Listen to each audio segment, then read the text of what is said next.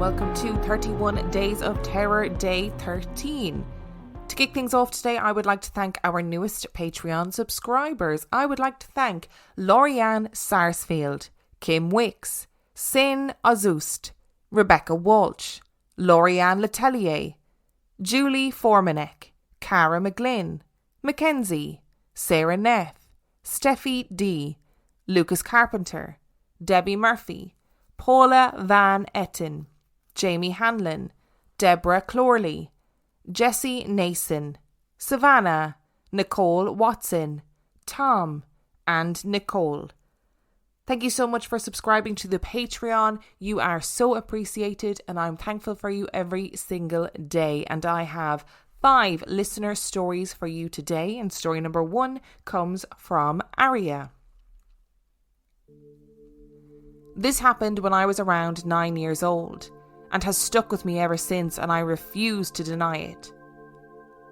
When I was a child, something happened between me and my sister that my whole family witnessed.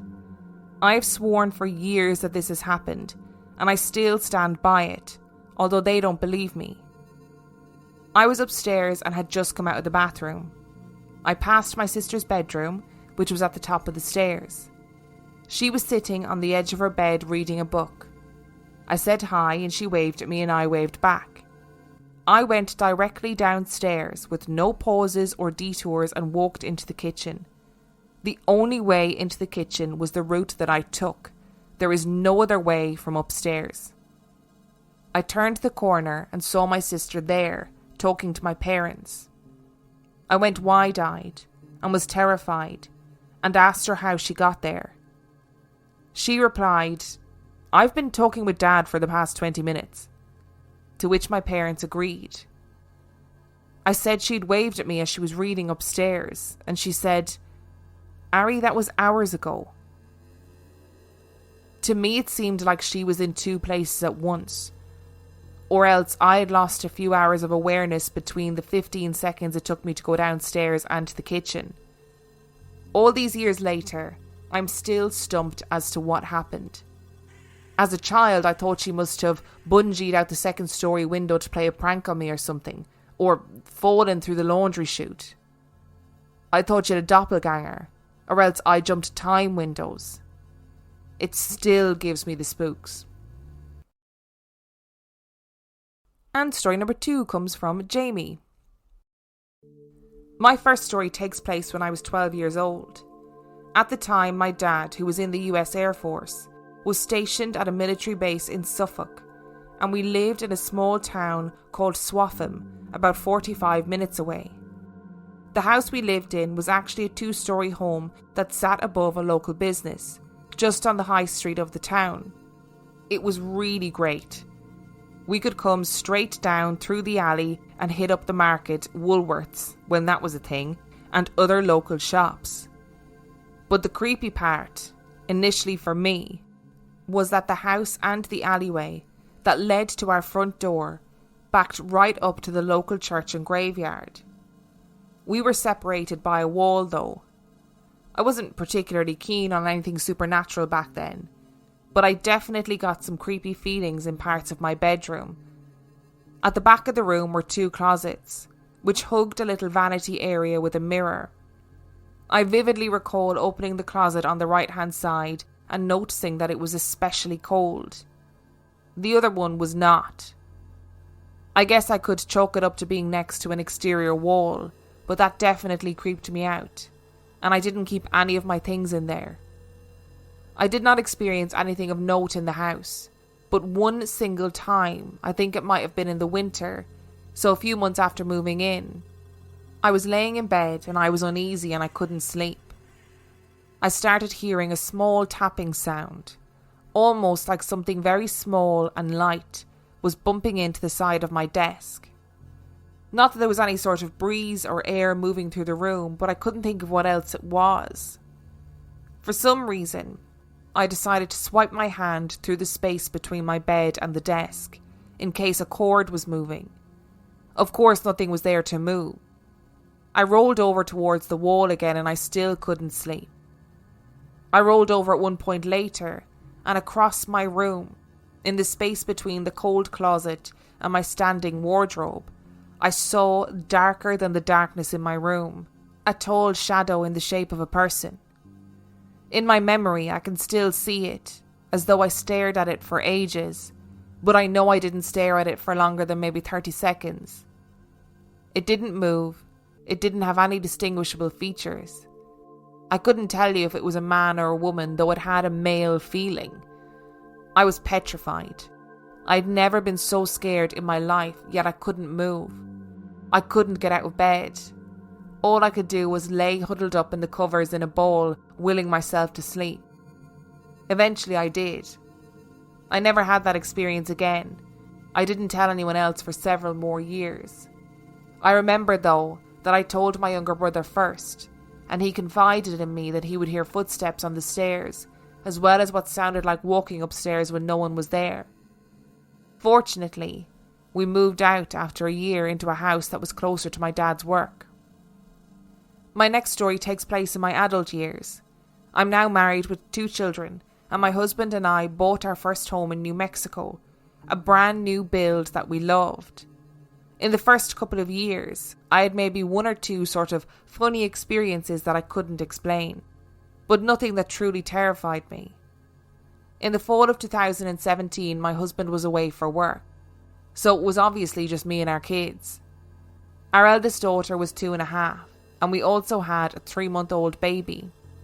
There was one time I was sitting on my 2-year-old's bed, which the foot of her bed looked out into the hallway towards the top of the stairs, and I heard what was the very distinctive sound of the floor creaking at the top of the stairs. Sure, it was a new built house, but we did have 2 slightly creaky stairs. One was right at the top. I thought it was just me until my kid looked up with a jerk and said, "Daddy?" Because who else would it be? But it was no one. So clearly she had heard it too, and it was creepy. But other than the odd week where she said she saw feet in her room, never figured that one out, nothing more happened for a bit. Maybe a few weeks later, still solo parenting, a couple of other odd things happened. One time I heard what sounded like someone crossing through the baby gate at the bottom of the stairs. But again, it was no one. The kids were asleep and my dogs were outside. It was weird, but I let it pass. Not long after, I was laying in my bed upstairs. I wasn't ready to go to sleep yet, so just relaxing, messing around on my phone. It's important to note that I did not have the TV on, when I heard yet another distinctive but hard to explain sound. Have you ever been trying to quietly enter a room where someone is sleeping, or checking in on your sleeping kid, and you don't want even the slightest of sounds to alert them? So to open and close the door as quietly as possible, you turn the door handle and keep it turned so the latch stays inside the door, and only release the latch when the door is securely back in the frame. Does that make sense? So I'm laying in bed with my dog and I hear that noise. My door opens and then immediately closed again, but only the sound of the door hitting the frame.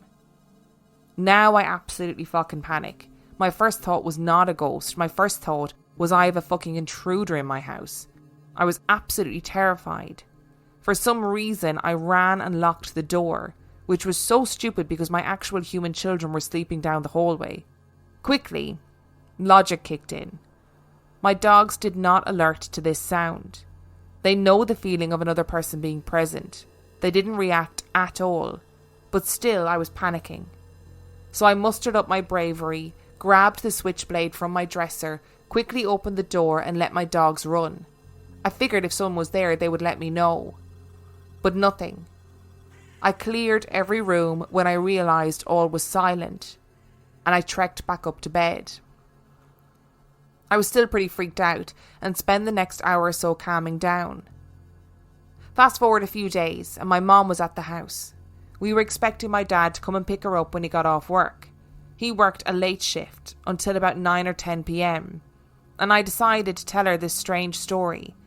And as I was finishing up, we hear a small tapping noise on my front door window. We figured it was my dad. He would often knock like that to not alert the dogs and possibly wake the kids. So we both said, "Oh, there's Dad." Except I opened the door to nothing and no one. Dad arrived about half an hour later. I couldn't let go of exactly how creepy it was that a tap was heard on the glass by both my mom and I right as I was finishing up the story of my bedroom door opening and closing. A few days after that, I mustered up the courage to speak into the void, and I simply said, "If someone is here with me, you seem harmless. Maybe you just want to get my attention, but you're scaring me and my children, and that's not okay. I don't care if you're here, but you can't scare us like that." And I swear to you, nothing else happened the rest of the time that we lived in that house. A last bonus story actually happened to my husband, and he's told it to a few people. When I was in my early 20s, I moved back to England when my dad got stationed there for a second time. I began dating my now husband, and we were back in the US to visit family in December of 2011. We were going to be visiting New York City for the first time. He had been in the US a few months for work, and I joined him for a couple of weeks vacation. I mention this because I was jet lagged and he was not. So we were staying in an Airbnb rental in Elizabeth, New Jersey. I looked around and quickly noped the basement. Basements are always haunted. But I slept there the whole time with no incident. But maybe a week after we left, my husband told me he had a couple of weird experiences there. The first night we were laying in bed. He was facing the wall and he felt a tap on his shoulder from my side of the bed. But he turned over and I was facing the other way, sound asleep. Another night he heard footsteps pacing up and down the hallway. I asked him if he decided to believe in ghosts after that, and he shrugged and said he didn't. I've never had a physical touch or footsteps experience before, so that would surely terrify me. Today's episode is brought to you by ZocDoc. Hello. Do you like scary movies? Yeah, that's kind of my whole shtick. Do you like spending hours scrolling on TikTok and diagnosing yourself with various medical conditions as a result? You've been watching me. I am here to tell you something, so listen closely. ZocDoc is the only free app that lets you find and book doctors who are patient-reviewed, take your insurance, are available when you need them, and treat almost every condition under the sun. Okay, right. I'm confused. Is this not meant to be more murdery? More stabby?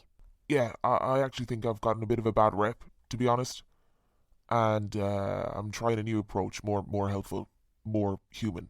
Wow, weird. But I'm listening. Surprise twists may work for horror movies, but not for medical care. With ZocDoc, there is no alarm and no surprises.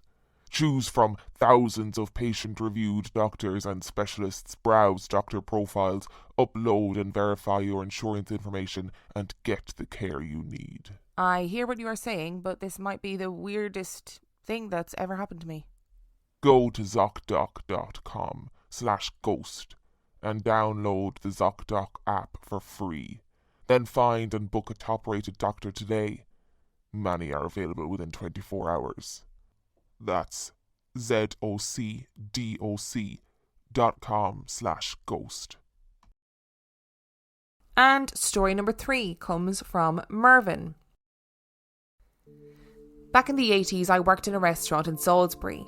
I had done since the age of 12. I was now probably 16 and I had progressed from chief washer-upper to part-time cook at the weekends and holidays. The restaurant was on 3 floors. The ground floor was the main dining room with kitchens behind. The first floor was not often used, only at very busy times and special occasions, and the top floor was storage. Staff were offered a meal per shift, and it was not unusual to sit upstairs out of the way to eat the chosen meal of the day. It was an old building, and there were stories of unusual happenings, particularly upstairs. One day I went up with my plate of food and sat at the table that was already laid ready to use. I began to eat, and maybe halfway through my eating, I heard footsteps from upstairs. There was only one way to the second floor, and that was past where I was sitting, and I knew no one was up there as all the staff were downstairs. It then became cold, which was not normal as it was a busy restaurant downstairs. Now it was cooler upstairs, but this was cold, and you could see your breath. The plate and the cutlery opposite me, less than 2 foot away, then lifted up maybe a foot off the table, stayed there for 10 seconds, and then gently went down as they were on the table. The cold feeling went, and all was well. I was, to say the least, a little bit shaken, but went downstairs and carried on with my day's work. I did mention this to my boss, and he just shrugged and said loads of weird things happened up there. Onward to around 2002, I had just come back from Cyprus, where I had gone over to work for a few months. The reason why matters not, but I came back home, and rather than going straight back into my profession as an electrician, I worked as a carer in the community for a little while. This was in the Bournemouth area, or Christchurch really, but I guess you may know Bournemouth as a place better. My job involved driving around the area caring for mainly the elderly. One of my clients was in Moodford, and the following one was in a place called Sopley, and to get from one to the other meant passing a railway station called Hinton Admiral. You would drive over a small hump-backed bridge and then past a small hotel called the Vicarage. The evening in question was crystal clear. Beautiful, cold November night with not a cloud in sight. I left Moodford and was approaching the bridge, and I saw what can only be described as a lump of fog on the bridge. As I actually drove onto the bridge, the lump of fog became a beautiful, tall woman in a period-long dress, but grey. I guess almost like a black and white photo. Before I had a chance to do anything, I drove through her, and the smoke or fog or whatever dissipated over my windscreen. I didn't feel in danger or scared, but just strange. Since that, I have been told that this area is well known for these type of things. This next story is a funny one and goes back to around 1995. As I said, I'm an electrician by trade, and during this time I had a business where I employed various electricians and semi-skilled staff. Not far from Christchurch is the New Forest, and in the New Forest is a town called Burley. If you Google Burley, it is renowned for witchcraft, and there are shops there that sell that kind of stuff to the visitors. I had a contract with a housing association to look after their properties, and we were asked to visit this particular property in order to carry out some remedial work so it could be rented out. I went out with one of the sparks to assess it. His name was Gary. Now this house certainly had a haunted feeling about it. Not the usual type of property, but large, with a big garden, lots of stuff inside covered up with sheets, and in a very quiet cul-de-sac. I employed another guy called Sean, and he was always late and really quite lazy, so I decided to get my own back. I arranged to put a body shape on the wooden floor in white tape. We got up into the roof with some chain and a motor on a timer and various other strange and strategically placed jokes. The next morning, as per usual, Sean was late and wandered into the office. I said I had a delicate job for him. Could he go out to this property? And I gave him the keys.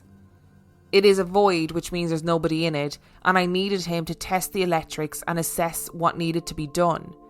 I told him I had not been out there, but it was delicate, as something had gone on out there, and we were to go out there, be as quick as possible, and take no notice of anything weird.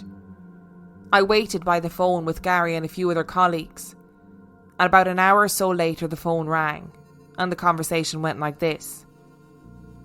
Hi, it's Sean. Hi Sean, what's up? This fucking house? There's something wrong. There's a body shape on the floor in tape. And honestly, mate, the lights keep going on and off, and there's this terrible noise coming from the loft.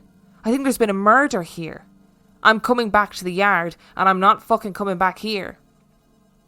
He came back white as a sheet. and he never lived it down. We'd put a chain on a motor and a timer to rattle in a metal bucket that we put in the loft. We also put timers on lighting circuits to simulate the lights being turned off and on, and a few other little surprises.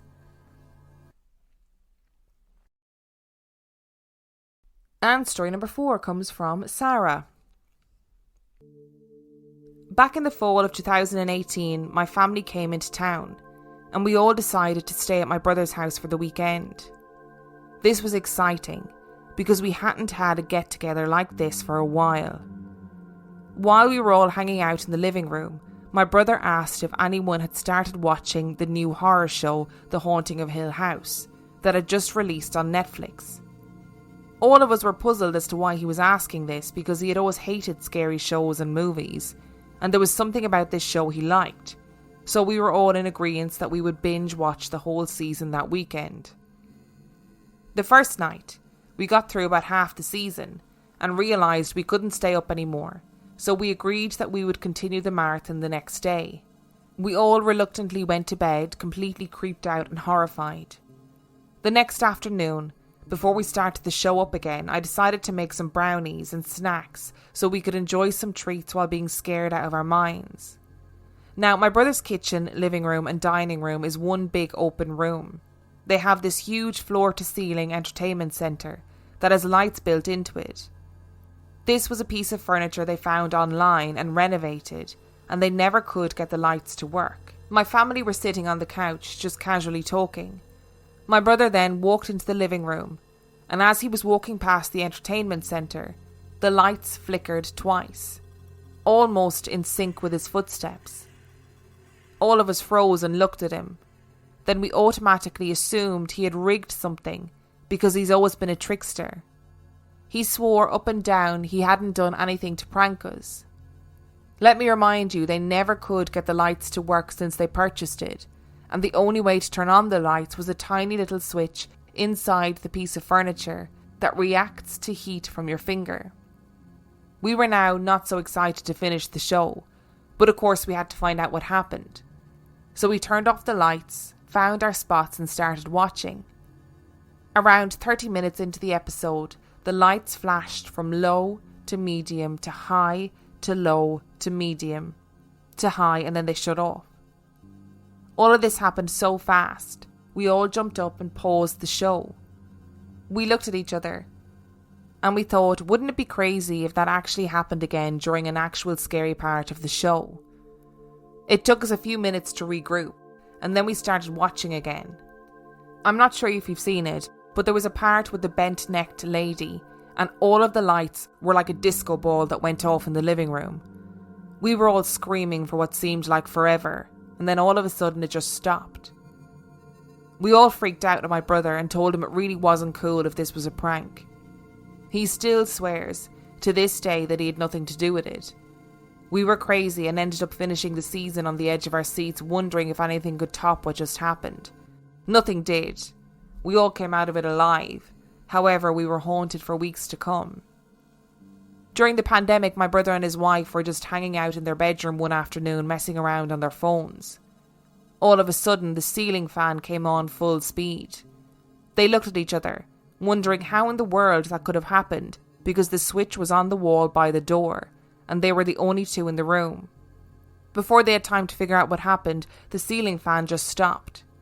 It didn't gradually slow down and come to a stop like any normal ceiling fan would. It completely stopped, just like that. My brother just said, "If the entertainment centre lights are on in the living room, I am going to freak out." So they ran to the living room, and sure enough, the lights were on. At that point, my brother blessed the house, and nothing has happened since. Also, those were the only 2 instances they have had with those lights coming on or flashing like that. Next month is the release of The Haunting of Bly Manor. We've been joking around about getting together and watching it again, but no one seems to want to be the host this time round. We'll see what happens. And story number 5 comes from Emma. One of the most important parts of this story is that the house my mom grew up in is haunted. She thinks that if she talks about it, it will come back, so I can't get much out of her. Over the years, there are only two things that I've heard. Number one is that the ghost would play tricks on my mom. Not in a funny way though, it would torment her. And number two, a house that was only 3 up from my grandma's was severely haunted as well. One time in the middle of the night, metal music started playing so loud from this house that it woke the whole street. It went on for about 15 minutes. The neighbours started getting upset and went to see what was going on. The family came running out hysterically. They started to tell everyone that their house was haunted and they couldn't get the music to stop, even after turning off the power in the house. They didn't know where the music was coming from. Shortly after that, the music stopped playing. A couple of years ago, we went to my grandma's house, the one my mom grew up in, for Sunday dinner. When I still lived at home, we used to go every single week. I woke up that morning feeling completely normal. I knew that after we got home from church, we would be going to my grandma's house for dinner, and I was excited. It wasn't until we pulled up to my grandma's house that I got the sickest feeling in my stomach. I didn't feel like myself. Usually after we eat, we all sit in the living room and chat. For some reason, I was drawn to my grandma's bedroom and wanted to be alone instead of talking to everybody. I'm a really sociable person, so this wasn't normal for me. I remember walking into her room, feeling an overwhelming sense of dread. It was freezing and dark, so that didn't help. I walked past the bed and went into the bathroom. My grandma's bathroom has a shower to the left, a sink and mirror to the right when you walk in, and a small makeup counter and bench to the right. When you look in the makeup mirror, you can see the shower behind you. I sat and stared in the makeup mirror for a minute, getting lost in my thoughts. I can't describe it, but I felt drawn to the mirror. I took a selfie, real mood killer I know, and left. The second we left my grandma's house, it felt like a fog was lifted and I could think clearly again. A few weeks went by, and I came across the selfie I took in the bathroom. I had completely forgotten about it. After looking at it for a minute, I noticed a face in the back of my photo. I went through everything possible that could explain this. At first I thought it was a smudge on the mirror. My grandma is a neat freak and cleans her house 24/7. It was definitely not a smudge. The next day we went back to my grandma's house. I showed her the photo. She turned pale. She told me she had seen this woman before. She said she hadn't visited her in months and she thought she was finally gone, and that was all she would say. My family freaked out and blessed the house. It's a thing that Mormons do to get rid of bad spirits. Sadly, creepy things still happen there, and my grandma sees the woman more and more now, and I am absolutely terrified of mirrors. Thank you so much to Aria, Jamie, Mervyn, Sarah and Emma for sending in your stories, and thank you so much for listening to today's episode. If you would like to send in your story, you can do so by sending it to reallifeghoststoriespodcast@gmail.com. You can also check out our website reallifeghoststoriespodcast.com, and on that note, we shall see you tomorrow.